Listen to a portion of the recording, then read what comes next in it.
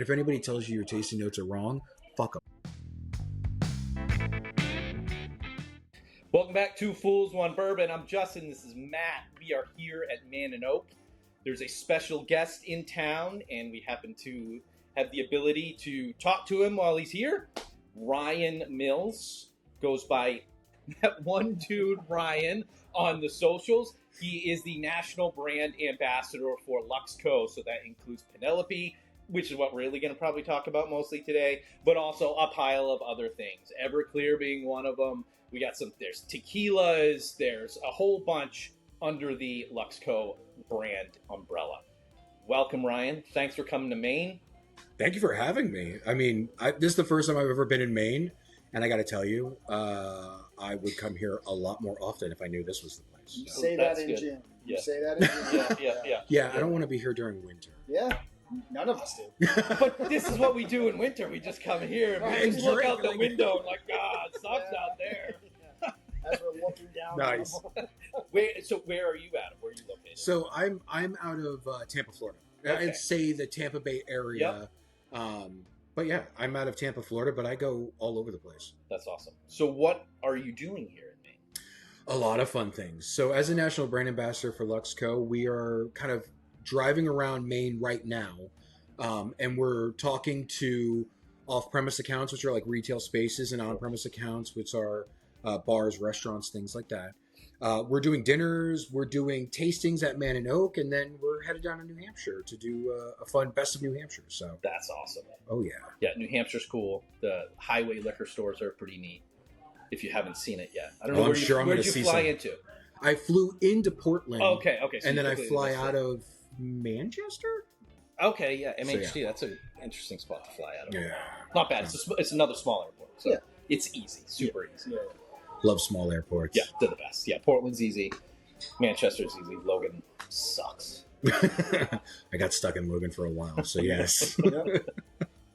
So what's new at Penelope? Anything cool coming out? Anything to talk about? I mean, this month has been a treasure trove of new releases in the Penelope space. So looking at, what are we in? June, right? Yes. So May and June, we're looking at things like Riviera, introducing Riviera from the Cooper series.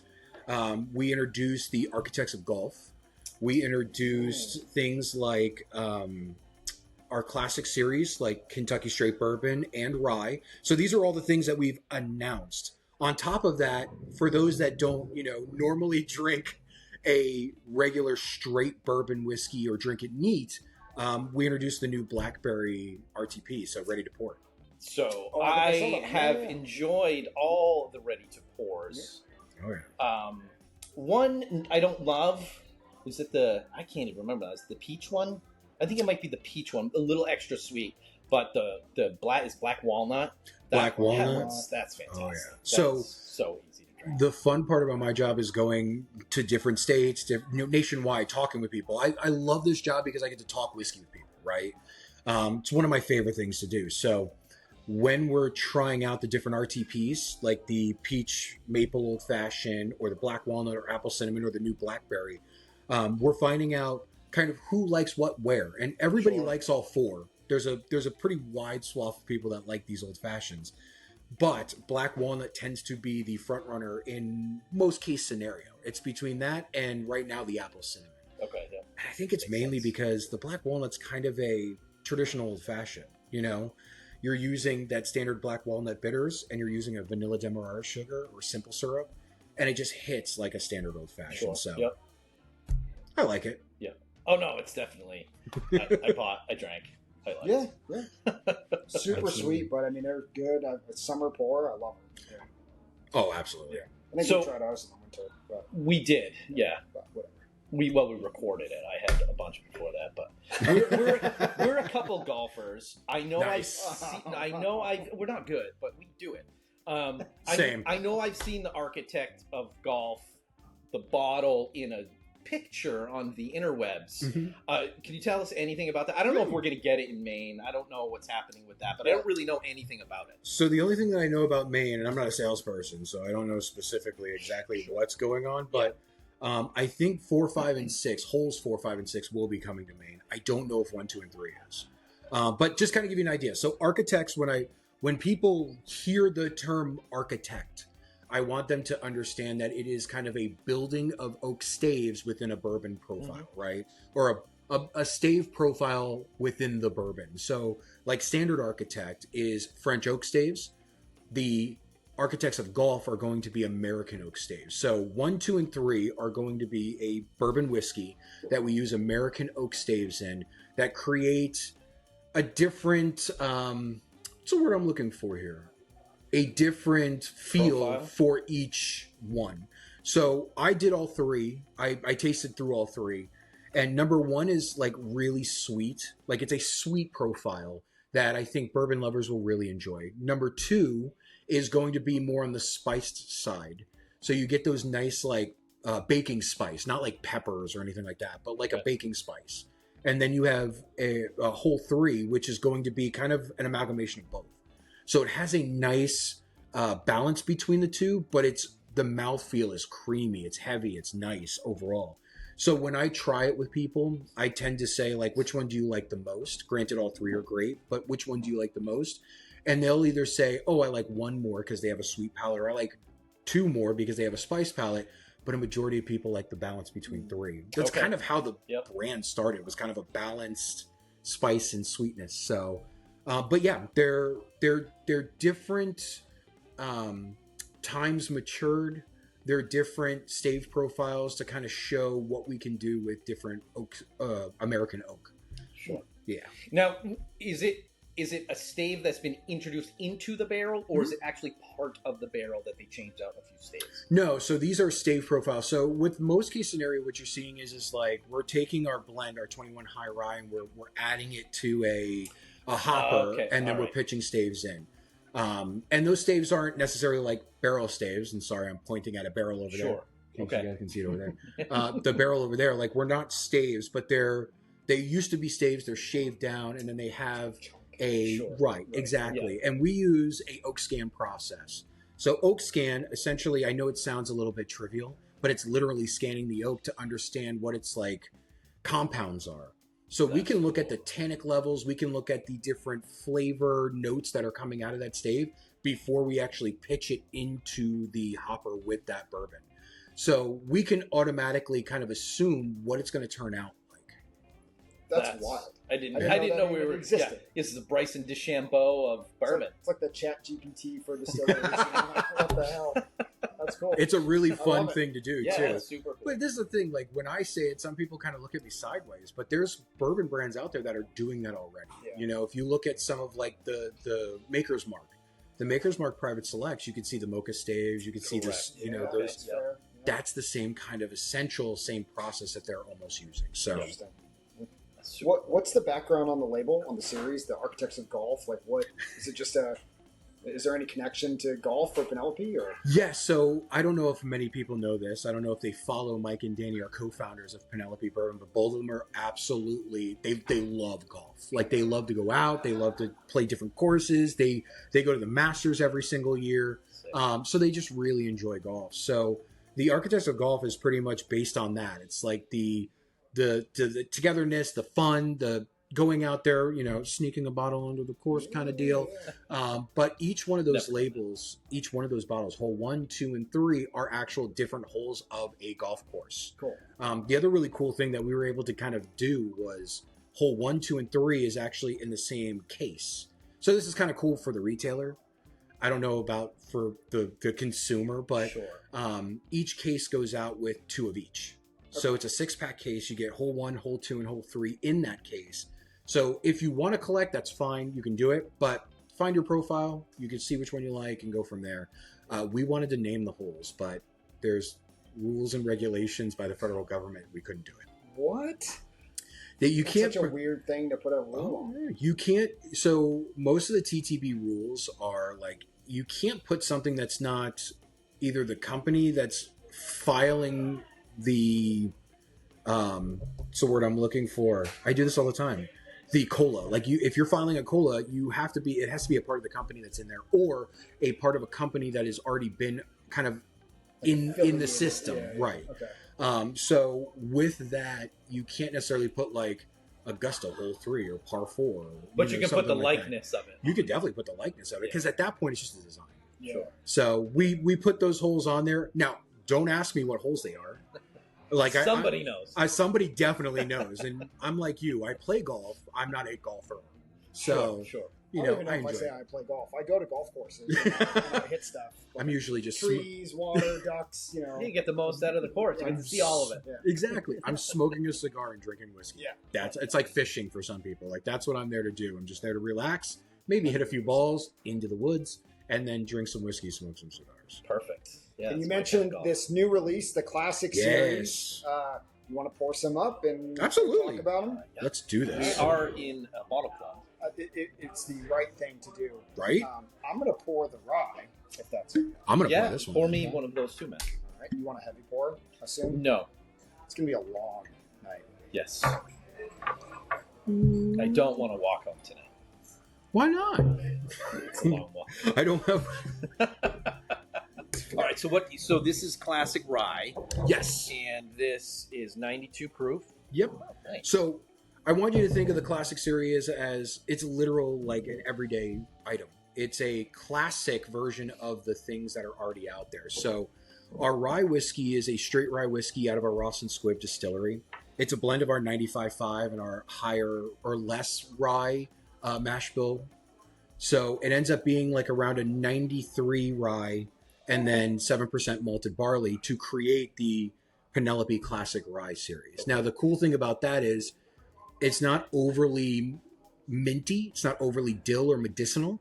With that lower percentage rye in there, it ends up smoothing all of that out and adding more of these, what I call vanilla or brown sugar notes to it. Okay. Now, you are deep into Penelope. You mentioned Ross and Squib. Mm-hmm. In that world of the actual where the distillate is coming from, Ross and Squib, MGP, are they different? Are they the same? Are they different buildings? Do they have different? This is my favorite question ever. I can't think of where they make the distillate. Is it a completely different building? Is it all the same? So this is the best way of putting it, and this is going to be kind of long-winded, so it gives you guys time to kind of smell, taste, all that fun jazz. But, so MGP is our that's our corporation. That's our number one. That's our company, right? MGP has 3 tiers, right? We have our ingredients side. That's why we're MGPI. We're MGP ingredients. So we have our ingredients. We have our distilling solutions, which is like barrel sales. So when one of the great companies out there that purchase whiskey from us, or some of our neutral spirits or vodkas, gins, things like that, most people refer to it as MGP, right? And then we have our brand side. Brand is all ran by LUXCo Spirits. So that's why I'm the LUXCo National Brand Ambassador, because I talk about our brands with everybody. Mm-hmm. But MGP itself is kind of and I'm probably going to mess this up, but it's the colloquial way of saying Ross and Squib. Okay. Now, when they brought in LUXCo in 2021, I believe it was, I could be wrong, but 2021, LUXCO and MGP decided we're going to change the name of the distillery back to the original name of the distillery of Ross and Squib. So the fun story behind that is it was owned by the Ross and the Squibs. It was 2 separate distilleries, the old Rossville distillery and the old Quaker distillery. They blended those 2 together. They merged those 2 together in Lawrenceburg, Indiana, and it became Ross and Squib. So after all those years of being Ross and Squib, then it was Seagram's for decades, and then it went to LDI, or Lawrenceburg Distillers. Once MGP got their hands on it, they really didn't have a name. They just kind of threw MGP up on everything, and it was owned by MGP. So now it's back to the Ross and Squib name, where it kind of harkens back to the heritage of the actual distillery itself. Okay. But yes, we have most of our rickhouses are going to be either our own brands or whatever we're contract distilling for other brands. Okay. So hopefully that answered that question. It does. The name of the distillery is Ross and Squib. Okay. I got you. So there'll be a Penelope rickhouse, essentially. Not necessarily. Oh. So never mind. I guess I don't know. So the cool thing is, once we know what barrels we own, those barrels will either go towards one of our brands that we have. So we could either put it towards Penelope, or Remus or Rossville Union or Tanner's Creek, or there's other brands that we own or that we will help kind of put bourbon or whiskey or rye into. We'll pull from those barrels. Penelope itself, we have a bunch of barrels in things like Warehouse E, N, G. So we'll pull those from those specific floors as well as those specific mash bills. Yep. Primarily, we're working with like a 21 high rye, a 36 high rye. That's where you'll see our 10-year Penelope estate collections come from. Man, those are so good. Yeah. Right. I like the 9. I think the 9 is my I favorite. like them both. I like the Founders, the Omega. I mean, they're And the just Founders and Omega, those are Kentucky straights. So yeah, they're just Omega's fantastic. those we I had can't yours. necessarily I had say yours. where I they don't. I haven't found an Omega yet. So in I that don't know bag what- over there. We can I've pull had out. yours. It was fantastic. But it was at your house, and we already had a 100 handful. We did. So yeah. Nice. Yeah, Omega was a banger from last year. We put it up against some other bourbons, just like in the wild, just having fun with people. We would be like, oh, grab that PFG off the wall. And we'd pour the PFG and then pour the Omega and then have them try them separately, blind. Yeah. You really can't try it blind. I mean, if it's in a clear glass, Sure. you see which one's darker than the other. Yeah. But on the palate, Omega was killing it with people. Like, just That's they were awesome. crushing Omega. So Yeah, we enjoyed it. We've been big fans of Penelope since day one. One of our Yeah. earliest Nice. episodes was the creme brulee. I know I didn't say that right, but and then it's just evolved from there. You know, the Yeah, we Architect did the series, the cigar sessions when cigar that came out. batch. Yeah, Nice. which I don't know how involved you were with batch one. Not at all. Good, not my favorite pour, not even close. I've heard batch two is going to be great, and I can't wait to try Yeah. it. I'm involved with that one. All right, yeah, I heard it's going to be good. I can't wait. Yes. So that's one was fun. It's a really fun story. They actually grabbed the cigar blenders from Dissident Cigars and Stolen Throne Cigars in Vegas during the PCA. I'm going to butcher this, but I think it's the Professional Cigar Association or Oh, wow. Premium Cigar Association, one of the two.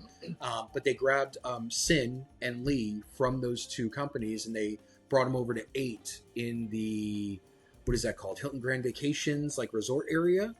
And they just literally took over a room, brought a whole bunch of distillate to try out and blend while smoking cigars. And the story goes, Danny's over there, blending different bourbons for them to try while they're smoking cigars. And it took them a couple of hours to just smoke cigars, blend whiskey, try it with the cigars. Yeah. So it goes more with like a very mild to medium cigar, because it does have that high rye bourbon, the American single malt, and the American light whiskey. This time around, I don't know what I can actually say, but the first one was 101 proof. This one's going to be a higher proof. So I think we're around a 114. Okay. I could be wrong Yes. again. But, who we worked with is going to be a bigger proponent to how we got the blend that we put out. So, and that's going to be a little bit more spice. So you're thinking more medium to heavy smoke.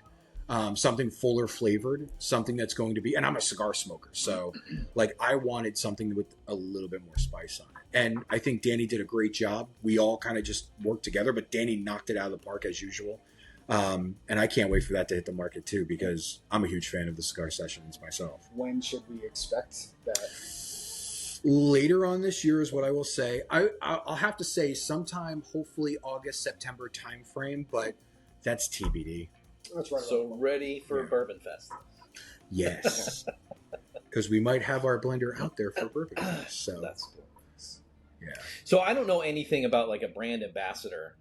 I kind of thought it was like the face salesperson, but it seems like you are like hands on with a lot of things. I try to be as hands-on as humanly possible. And so my job is to essentially talk about the brand, right?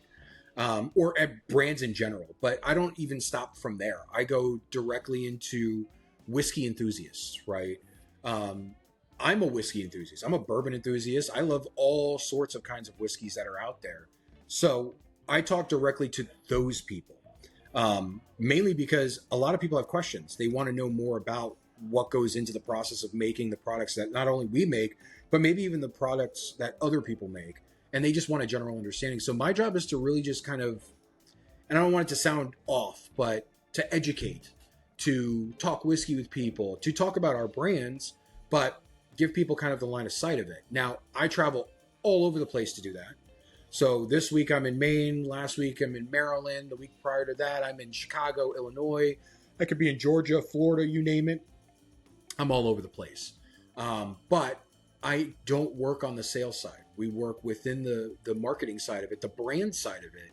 So like if there's an innovation that could happen, or maybe I come up with a pretty cool idea, I'll bring it to Danny, I'll bring it to Mike, I'll bring it to our brand directors, things like that. And we can go and we can experiment. We can have fun with it. We can try. The coolest thing about Penelope itself is that like we're not held back by heritage. Right. We can do whatever we want, whenever we want. So I kind of help with a little bit of that, but I'm not going to take any credit because Danny literally blends the ever living crap out of these things, and he does a great job at doing it. So, yeah.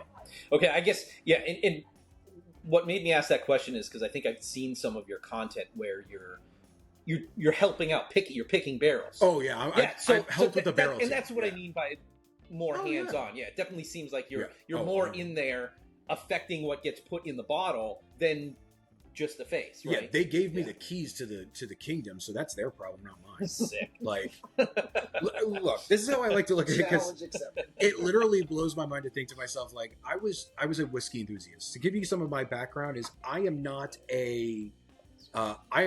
like a corporate guy. I'm not from the whiskey world. I'm not from the spirits industry itself. I worked in electronics for the last 15, 20 years. I've worked in insurance sales for the last prior to that, like 5 years prior to that. So I came into this being fully passionate, fully on board. It tickles all the parts of my brain for whiskey, right? Not just to get drunk, but to all of it. Sure. So when they called and they were like, hey, we really like your content. I was like, thank you. And they're like, you're really educational. You talk to everybody. You can, talk to somebody who's new to the whiskey world and just really wants to know information, and you can make it so that they can understand that kind of stuff. Or you could talk to some of the enthusiasts that are out there about like 1954 I.W. Harper bottled in bonds and all of these other things. I'm like, yeah, well, I mean, I like it. They like it. We can all like it together. And they're like, great. How would you like to work with us? And I was like, well, let's see. LUXCo, you guys have Rebel. You have Ezra Brooks. You have LUXCo. You have Blood Oath. You have Remus.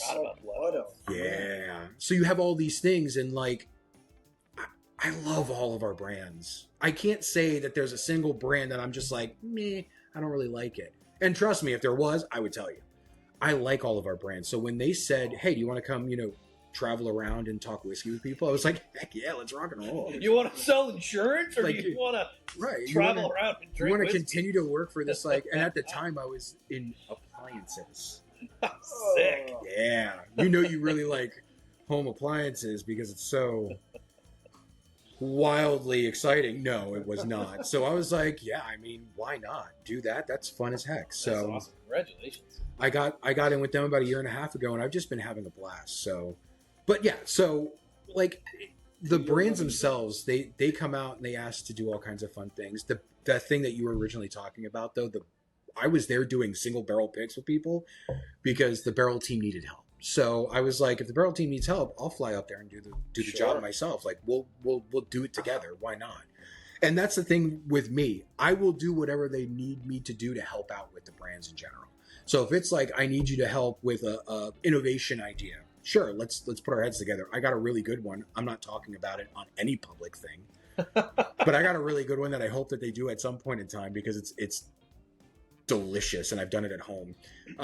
But if they have innovation questions, I'm down. If they have, hey, sales needs you to come out to do this, I'm down. If marketing needs something, I'm down. If somebody wants me to, do a reel or a podcast, or they need me on social media, I'm down. Like, let's just have fun doing it. Sure. No, it's awesome. That's so cool. Yeah, I get off topic too, by the way. So these classic series. Yep. Bring it back. Well, I'm curious about them because it's driving a question for me. Yeah. They seem like the lower cost, low proof offering that Penelope is getting to enter into the market. Yeah. It's essentially, the way that I look at it is it's a classic representation of what is normally on the store shelves. Right. So the classic series, you're looking at a rye whiskey and a Kentucky straight bourbon whiskey. Most brands, that's kind of how they start off, but that's not our core lineup. Our core lineup still consist of our 4-grain, our barrel strength, our wheated, our architect, and our toasted. This is going to be something where for $45 you can get an 8-year Kentucky straight bourbon. For $35 you can get a blend of 7 to 9 year straight rye whiskeys that most bourbon companies, whiskey companies these days do like for the year you add $10. So Correct. We were talking about kind of a 7-year for $70. Most bourbon companies are like, yeah, that sounds right. Yep. And we're like, 8-year, $45. Have a great time.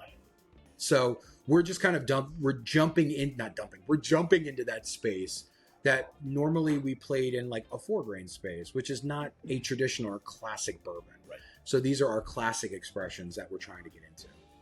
So I'm new to this. I'm pretty uneducated about this. The market seems to be changing. There's a ton of social media content rolling around about how the market is changing. The average bourbon drinker is evolving a little bit, maybe being more selective and intentional about what they're buying. Absolutely. I think it's a combination of those things. I think the average bourbon drinker, like me, has 100, 200 plus bottles on their shelf. So they're probably being a little bit more selective. There's also more variety and options, and absolutely, shelves are more stocked with variety than ever before. Again, if this question isn't fair, edit it out. It seems like an odd time for this kind of product to enter the market. Sorry. So a lot of people have said that too. They've said like it's an odd time to be adding something like a classic series to the market. In reality, though, when is a good time to add it in? Well, so that was my counter. I was like, if not now, then when? Correct. So, okay. Like, we're not going to... I want to say this in the best way possible because I don't want to make anybody mad or send a red flag for anything. But Penelope's never been the traditional bourbon company. Does that make sense? Like... We're a company, we're a brand, we're a label, we're a bourbon, we're a group of bourbon lovers that will just throw some stuff in a barrel and say, hey, let's try it out in a couple of weeks and see if it's good. And if it is, let's see how long we can take it to make it even better. Let's blend some really fun things out there. So when we have the opportunity and Danny goes into the Rick House and he starts jumping through barrels and looking for fun and cool things, and he happens upon 8-year Kentucky straight bourbon, he's like, I need to have this in a barrel, or in a bottle. I need to have this out in the open. And that's really where kind of the bourbon and the rye kind of comes from. Now, the rye is the bourbon, 100%, that's where that comes from. I found really cool stuff in our rick houses. Let's put it out into the market. The rye is a little bit different. The rye is from people, from the bourbon enthusiasts, from the whiskey enthusiasts out there that are like, you guys have a lot of bourbon whiskey, but I don't see a lot of rye. Sure. And we're like, yeah, you're right. We don't. And MGP, Ross and Squib, is the #1 producer of rye whiskey in the United States. So, like, why? 95.5, right? Right. Yeah. Well, 95.5. We have a 51. We have a 56. We have a lot of different mash bills for rye whiskey, but our #1 is 95.5. So we were like, why don't we have a rye whiskey on the market? Now, the fun part, the only thing that's weird about our rye whiskey is Mike and Danny didn't want to go green, but we went green anyway. It's a little bit more attracting. Like, people think rye whiskey for some reason, and I'll be completely honest, I have no idea why. They decided to make that purple. choice, Let's and call it everybody's a day. doing the same thing. Exactly. Yeah. So we have, and maybe I can kind of talk to a different thing later, but we have one that's going to be coming out closer to the September timeframe that won't be green.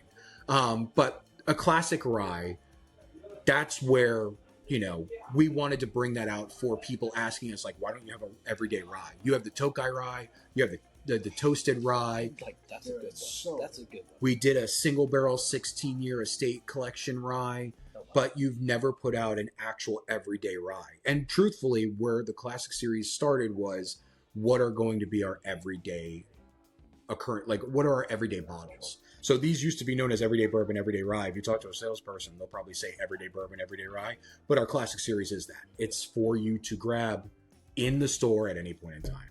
But yeah. And you said that was 91?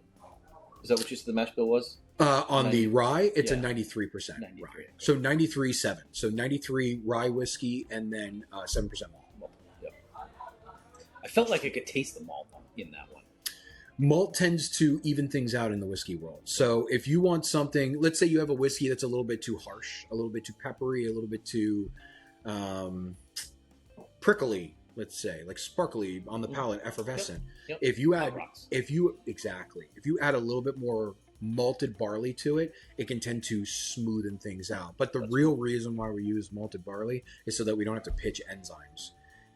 The biggest thing that thing does is malted barley creates amylase, and amylase can then convert your sugars, your starches into sugars, so that the yeast can then make fucking science a beer. class. So, I mean, it helps a little bit. I like to say to people, I'm like, if that was too much, please tell me, and then I can help kind of make it easier to understand. But yeah, it's a cool process, and that's why at least most bourbons will be at a minimum of like 2% rye or 2% malt. So Interesting. That is very Didn't interesting. know. Yeah, Very cool. learn shit every day. And these are set to release, so they've already been released. They're hitting shelves now. Or? these have already been announced. They should be hitting shelves in select states sooner than later. I believe they should be in most states by, July, June. So hopefully by the end of July, August. Cool. Yeah. Going back, because I had a question about the Golf Architect Mhm. series. How many holes? So this year will be the front 9. Right now, there's only 3. Get 9 more bottles I gotta buy. You don't have to get them all. That's nothing. Well, how do you know? Well, they'll list the profiles. We'll list the profiles But online. you don't know until it's in your Or you mouth. can get a friend of a friend and then just like share bottles. Trust me, this is not a thing where it's like we just want everybody to buy all this whiskey. I'm just like, we wanted to try experimenting with how long certain staves could stay within the mash or within the bourbon itself to kind of change it. So like, even if it's a 4-year-old bourbon, how long can we put these staves in there to make it taste a certain way that we're looking for? And then the next one, let's a 5 to 7 year blend with these, and then another 5 to 7 year blend with these staves, and just kind of play with it. But clearly, made enough volume. It's good enough.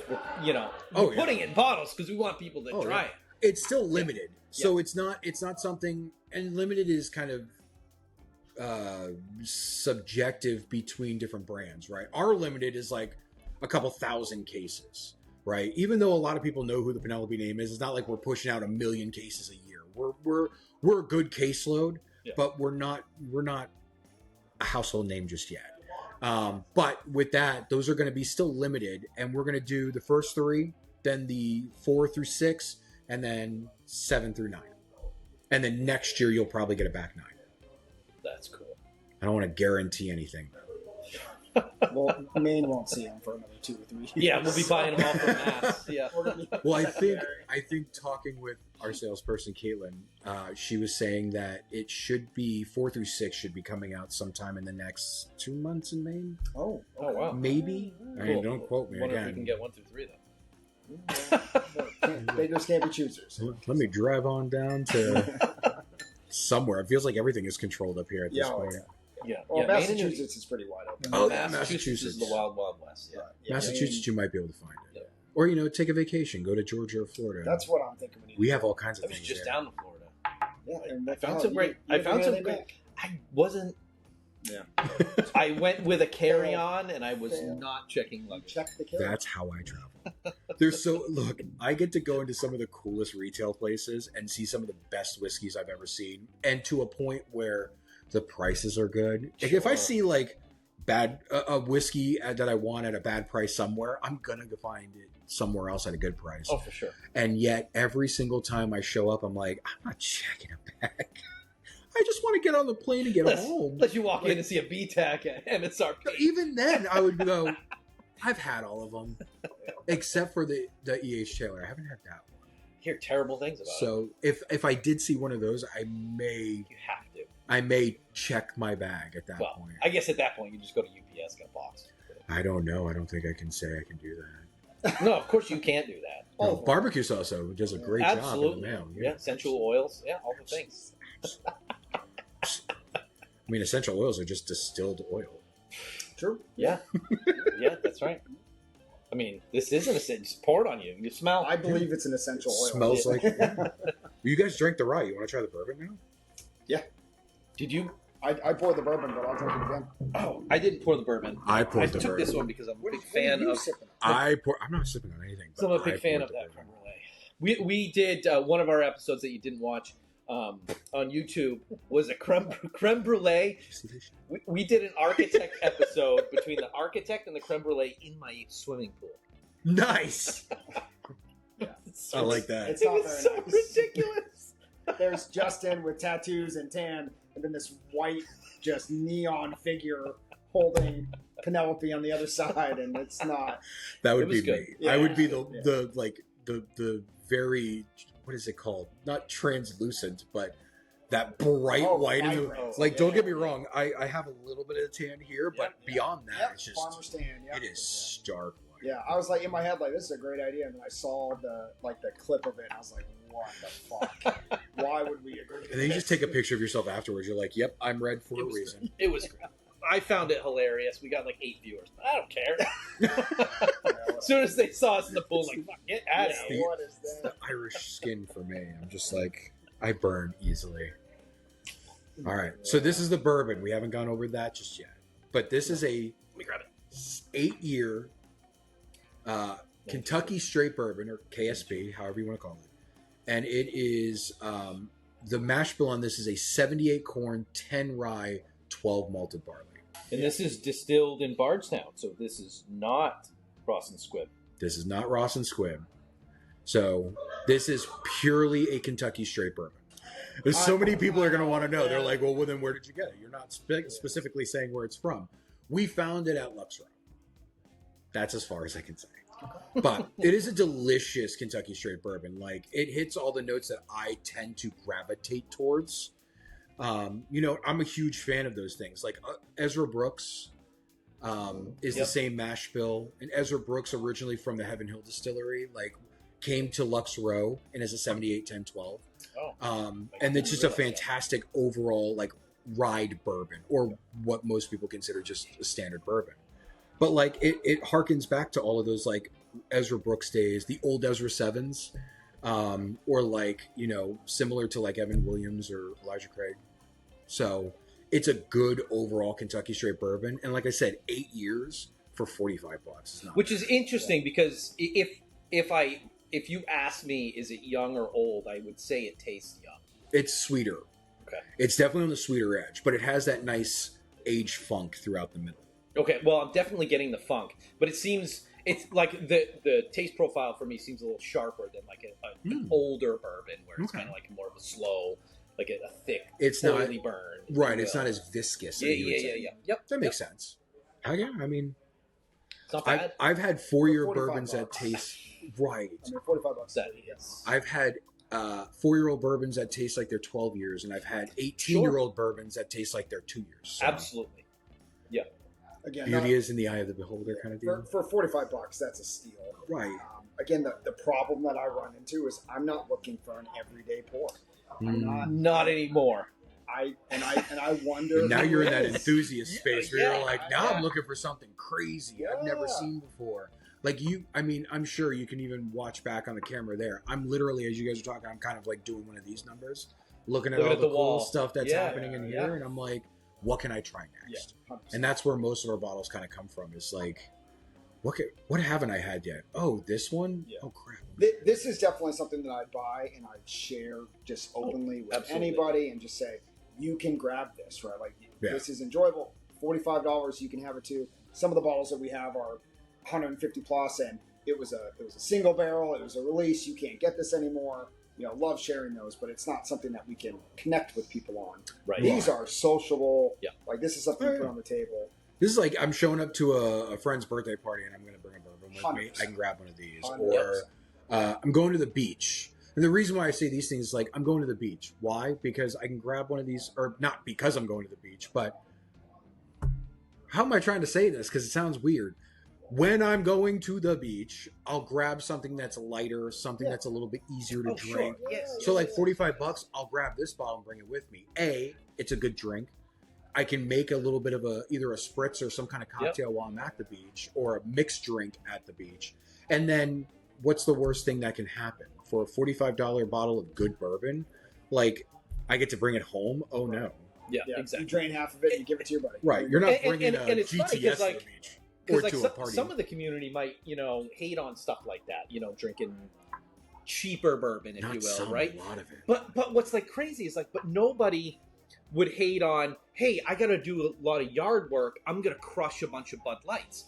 Yeah, obviously, Right. you're not going to drink double IPAs all day while you're trying to rake grass because you'll die, right? So nobody everyone thinks that that's fine, but when you start talking about getting into the whiskey community, don't take away my Mick Ultras. hey, dude, you got me into Mick Ultras. I know. drink them all the time. It's great. Again, it's Nice. stay hydrated. Okay, Yeah. that's what I'm trying to do. You If I'm get rolling more- around with this on the lawnmower, we have problems. Well, yeah, my this- wife is going to be like, Alright. "What the fuck?" I'm Especially if just you have the trying to full make bottle with you. You're just a like, little bit of an equivalent. She's going to know what else we drink, and she's going to be like, "What, honey? It's 90 proof." She's like, "It's 90.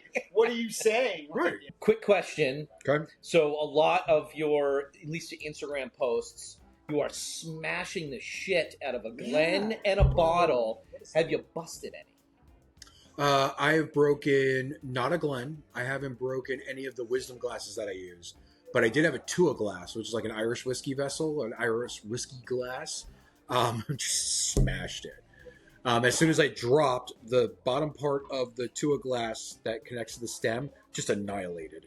Oh, That's hilarious. And I posted it. I didn't leave that one out. That's awesome. And then I had a whiskey that had a glass lip on the bottle that had a glass top.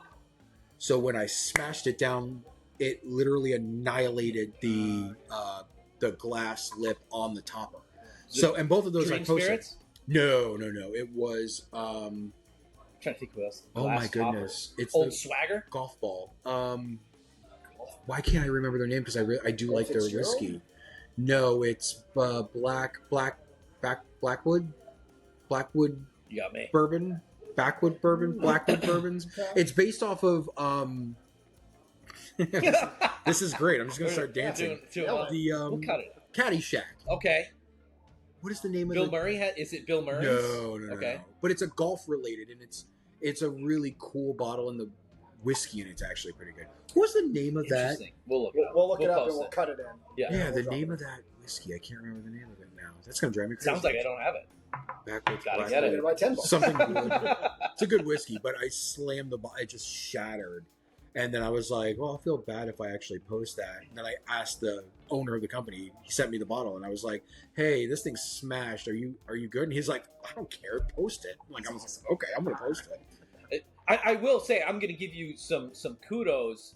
The looking at the camera while pouring it into the Glen, you've gotten that down. Like I'm still trying to figure out the rear view, the looking backwards in the vehicle and using that camera instead of looking in a mirror. I'm still trying to figure that out. I mean, I'm like, wait, so you look at the rear view camera when you're backing up? No, well, now that they're there, I tend to look at it, but Oh, I yeah. try not to because Make sure I'm there's so nobody used coming. to mirrors. Oh, yeah.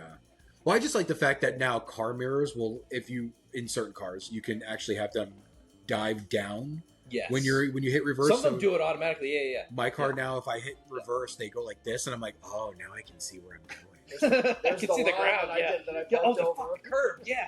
My wife's like, why don't you just use the backup camera? I'm like,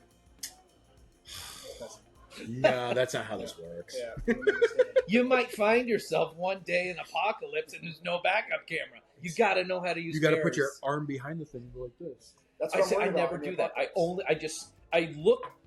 My procedure is I look in the right mirror. Nothing is there. Perfect. And then I just focus on the left because I know there's nothing on the right. If there There's is, no- then I gotta like. There's nothing coming go at back me, and so forth. therefore I'm going to use that. I can back up a vehicle like a champ. Not when I use the center camera though. Yeah, yeah. It's like I don't even know where I'm at right now. It's all Am I about- going forward? Shit. We're gonna get a podcast going on, like getting a CDL or something. Let's do it. Yeah, I'm Just down. talk the whole time. We'll do it as like a challenge. Who gets it first? Sure. Yeah, while drinking. Yeah. Drink responsibly, folks.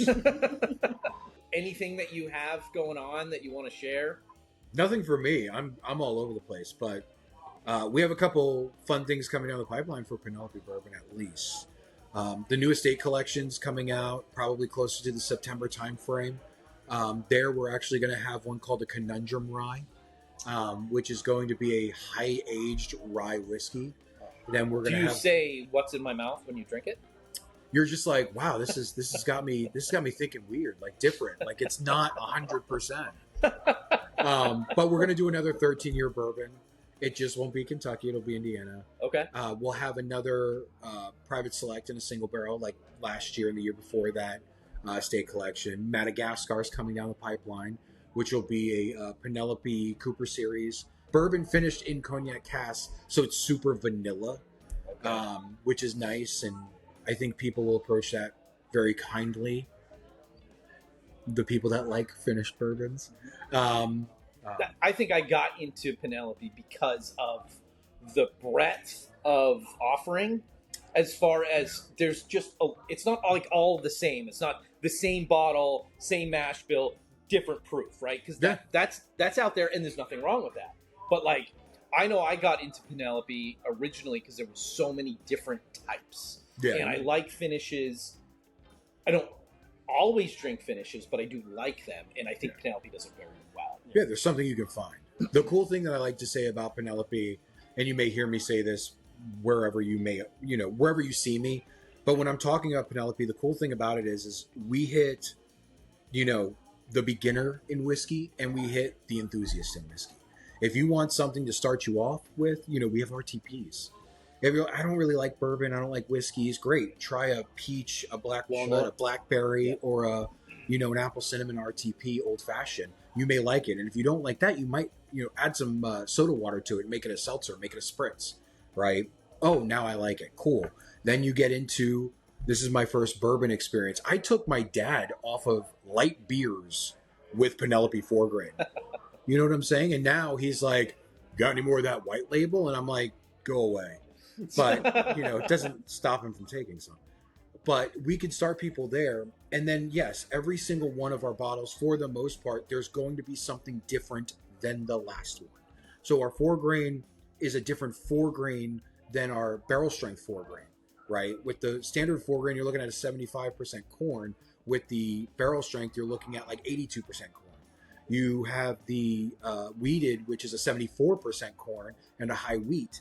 Then you have the Architect and Toasted, which are the same bourbon, but they're finished differently. One's American oak barrels, the other one's that French oak staves. So as you're going down the pipeline, so even like people that come up to me all the time today and they're like, well, the rosé, Riviera is just the same as the rosé. And I'm like, no, it's not.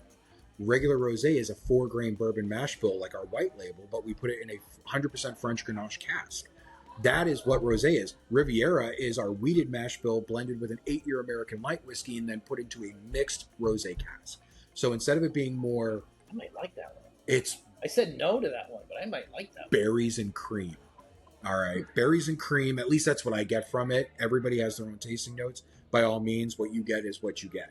But instead of it being floral, it's more berries and cream notes. So I love the fact that I can talk to people new into the world, or somebody that's been here for a while and be like, hey, let's try this 13-year Kentucky Straight Bourbon, or let's try this 11-year Omega. And they're like, okay, this is great stuff. Why aren't you guys doing this like at the more accessible level? Well, we have to find good barrels. We're still an NDP, right? But we have to find those good barrels that create really cool whiskeys out there. So, yeah, that's why I love the brand. I mean, can't go wrong. Unfortunately, Penelope has become a must-buy for me, so the wallet is not happy about it. The initial lineup was good, and then we got into the Cooper series, and those were freaking good, and then the estate collection, it's like, just stop. Yeah. They're just so good. So we call it the House of Penelope, by the way. Like, I call it the House of Penelope along with some of my other counterparts, but like you have different core series. You have, your classic series, your core series, your Cooper series, your LTOs, your RTPs, your estate collections, and you don't need to buy them all. I mean, if you want to, go ahead. I'm not going to tell you not to, but you don't have to buy them all, but find what you like and then bounce off of that. So I do have a question. Perfect. So Penelope, as you said, NDP pulling a lot or most, right, from MGP, Ross and Squib. is there, because a lot of people, a lot of NDPs pull from that same location, right? Yeah. Is there like a hierarchy of Penelope's got first shot of certain areas, or are you like, is everybody relegated to a certain area, right? Because you said like Blood Oath, I don't know, is Blood Oath Ross and Squib as well? That's LUXCo. So under MGP, Okay, yeah. or under MGP and LUXCo, we run 3 distilleries here in the United States. So we have Ross and Squib out of Lawrenceburg, Indiana. Yep. It's like the 5th largest distillery in the world, first in rye whiskey in the United States. Then we also have LUXCo Distillery in Bardstown, Kentucky. Then we also have Limestone Branch in Lebanon, Kentucky. All 3 of those are responsible primarily for our different brands that we have here, right? Yep. Ross and Squib's, Penelope, mainly where we pull our Penelope whiskey from, but they are Rossville Union Rye. They are Remus, which Remus is an absolute banger. LUXCo is Rebel, Ezra, Brooks, Davidson County, David Nichols, LUXCo, Blood Oath, all of those brands. And then Limestone Branch is Yellowstone, Minor Case Rye, things like that. So what we will do is we'll go to any one of those distilleries and we'll try to pick and choose which one we want. And then if we just say perhaps Danny's like, we need something just a little bit more, they'll go outside of that realm and try to see what they can find. Okay. You know, broker a deal with another distillery somewhere, whatever the case may be. And sometimes we'll find barrels from other distilleries in our rickhouses that we can't really touch. But to answer your question at Ross and Squib, yes, those are Distillery Solutions will know more of that answer than I will, but the majority of other people's stuff. So we do 2 things: we do barrel sales and we do contract distilling. The contract distillers, the bigger brands, the bigger corporations that are out there producing whiskeys for their brands, they have very specific mash bills that they want produced, and those are theirs. Right. Those goes into different rickhouses. Okay. They get pulled when they are asked to get pulled. For the barrel sales, they will have people come in and say, hey, you know, these are the kind of things that we want to try. What do you have available? Mm-hmm. And then LUXCo, ourselves, the brand side of that, we have our own barrels that we have in our own rickhouses at Ross and Squib that we can pull from there. Okay. So there are 3 different main zones that people get their stuff. We wouldn't grab one of our Distilling Solutions barrels. We'll only grab from our brand barrels. Okay, that makes sense. Okay. Yeah. Yep. And we have a lot of different mash bills that we make at the Ross and Squib distillery. So, you know, it doesn't just start with the regular 21, 36, and 49. We have rye mash bills. We have vodkas and gins. We're like one of the biggest producers of vodkas and gins and neutral grain spirits here in the United States as well. So and we have a lot of big name companies that, of course, we don't necessarily talk about because there may be NDAs or things like that. Sure. But read your labels is what I always tell people. If it says Indiana and it says Lawrenceburg, Indiana, you can assume it's from us. Look, here's the cool thing. This is what I was telling people last night when we were doing a dinner event at High Roller in Portland. Did you get the hot dog tray? No, but we did. So they have the 3rd space now where it's more of like a sit-down restaurant area. I tried the 3 different lobster rolls, which, I mean, come on. I literally land in Maine and within the hour I have 3 different lobster rolls. Can't get better than that. Phenomenal. But then they did a dinner with that. It's on the 3rd space over. So, you know, the retail space, I'll do it this way. The retail space is here, the like grab and go, and then there's another door right there. I guess they finished that up. And now it's kind of a sit down space. So we were just kind of hanging out in there, eating unbelievable food, by the way. They just let, you know, Andrew, the chef in the back, and his team do whatever he wanted to do. And it was ridiculous. But like I was telling them last night, a couple of them, I was like, if you're honest with people, you don't have to worry about what you say. You just be honest. Like as a personality, as a person who has created content for the internet, has been on podcasts, I don't really fear what I say, and mainly because I'll never rewatch it myself. My wife will watch it 17 times. I don't like to watch or listen to myself talk. I'm the same. I've seen one of our episodes. The It's full one. it's so hard. Because you want to know why I do one of these numbers? Oh, why did Yeah. I say that? Right. Yeah, Oh, yeah. I do the But, same like, thing.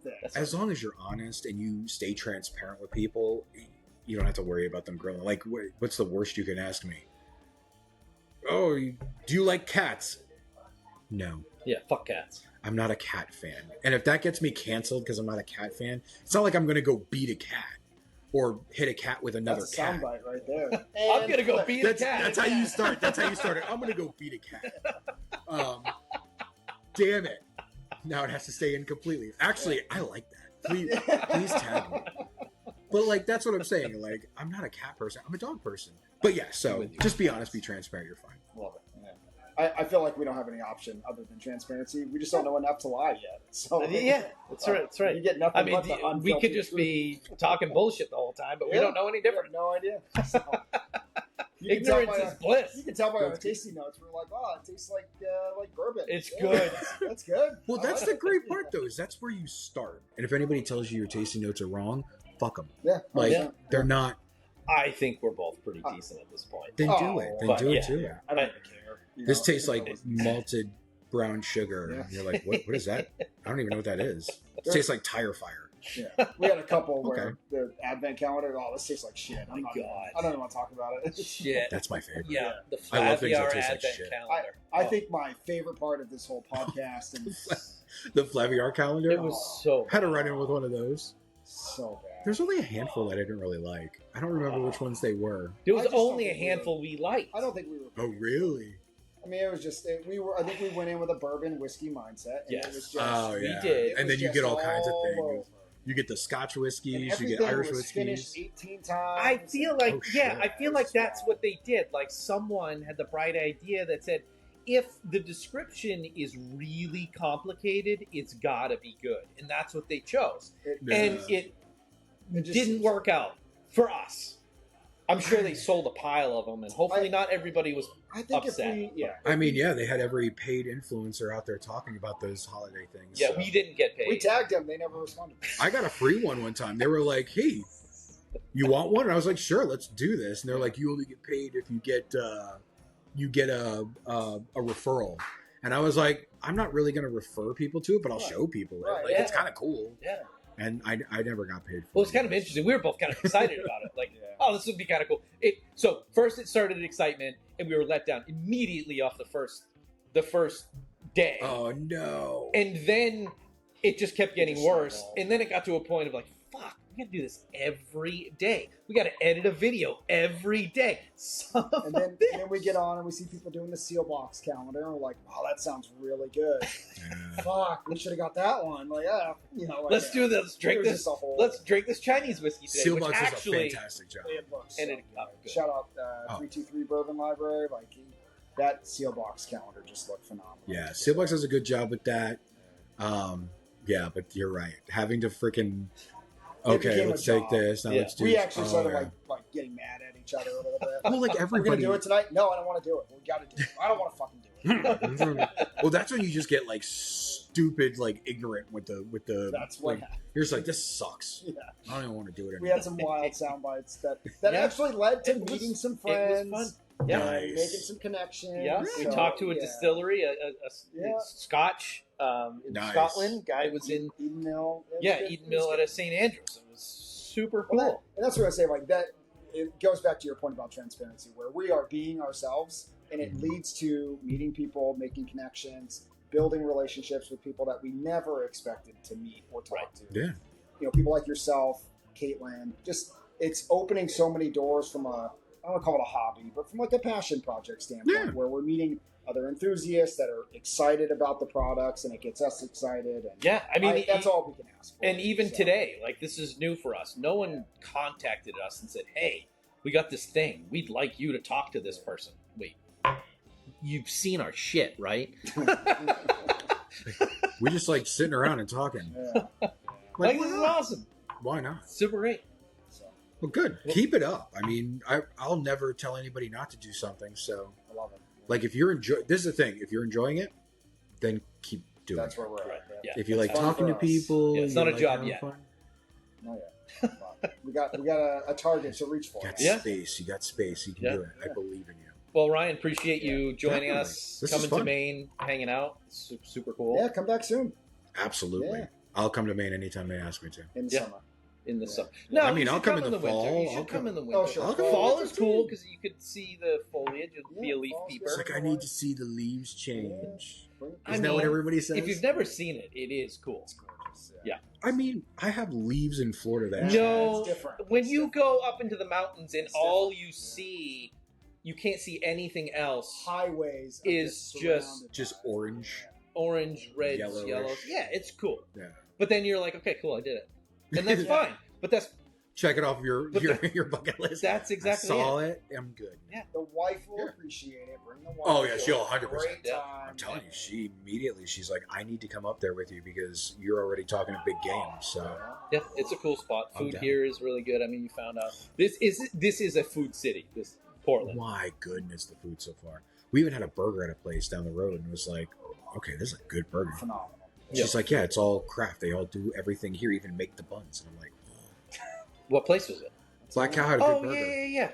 Good Oh, burger. that's right next to Ice. Yes, Independent I Ice. haven't been there yet. It's directly next I've heard. to that place. So you are the 12th person to talk about that place, and like now I really need to go. Not only that, but I think I ran into somebody from them here. So what's super interesting about that is you know this life now, and we've found it. Oh, this is really good bourbon place that has crazy bourbon, and you go there and you're like, I got most of that, but it's awesome to see it. Like that's what Independent Ice is. So a lot of people Nice. that don't have 300 Okay. plus bottles at home, they go there and like, oh, this is crazy. Those that do have 300 plus bottles at home, are like, yeah, it's a good selection. Yeah. Right. I mean, like, have you ever been to DC? Oh yeah. Have you been to Jack Rose? No. You want to talk the about bourbon bar, right? you The want bar- to talk about a tiki bar? whiskey selection? I've been to a lot of really, and this is the cool thing about my job too, is because I get to go to kind of these cool like bourbon haunts, these places where people go to just find really cool whiskeys. So I don't care if you have 8 million bottles. I don't care if you have 200 bottles or even 20 bottles at home. It's the selection of the stuff that you have. Yeah. And another thing is the type of person that you are we going to open those? Sure. So if we're going to open those, like, heck yeah, it's a great spot. So I want to see it. I want to just like pop in because everybody's been talking about it. So I'm like, now I need to go see it. Again, thanks for coming. No, Thanks thank for you guys talking to us. Thanks for having me. Yeah. Can't wait to see this. It's going to be great. It's going to be great. Thanks for watching. Two Fools, One Bourbon. We will link all our stuff. We'll link Ryan's stuff at the end of the episode and YouTube and description, all the things. Okay. All right, I'm good. Yeah, done. Out. He's Two Fools done. out.